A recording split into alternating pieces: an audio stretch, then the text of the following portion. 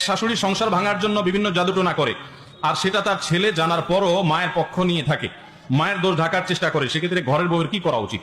আমাদের সমাজে অনেক শাশুড়ি, এমনকি অনেক বৌমা, এমনকি অনেক ননদ, অনেক ভাবি, অনেক পুরুষ, অনেক মহিলা এই কাজ করে। নিজের ঘরের নিজের কাছের লোকজনকে বসে আনার জন্য বা বিভিন্ন উদ্দেশ্যে জাদুকরের কাছে যায়, জাদু করে ব্ল্যাক ম্যাজিশিয়ানদের কাছে যায়, ব্ল্যাক ম্যাজিকের আশ্রয় নেয়।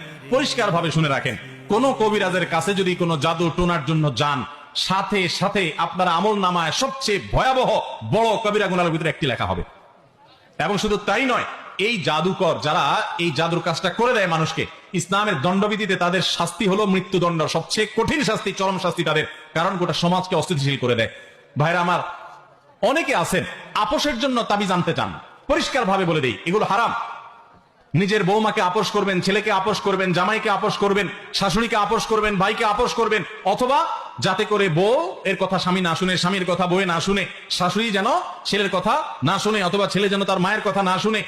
এরকম নানান উদ্দেশ্যে আমাদের ঘরে ঘরে আজকাল এই আপনার কবিরাজদের কাছে গিয়ে তাবিজ আনা, তারপরে এই জাদুকরদের আশ্রয় নেওয়ার প্রবণতা দেখা যায়। পরিষ্কার হারাম, মনে রাখবেন। বহু মানুষ ভালো করতে যায়, হয় খারাপ, এমনকি ভালো করতে যায় যদি ভালো হয়, আপনি জানেন এই জাদু থেকে হয়, কিভাবে হয়?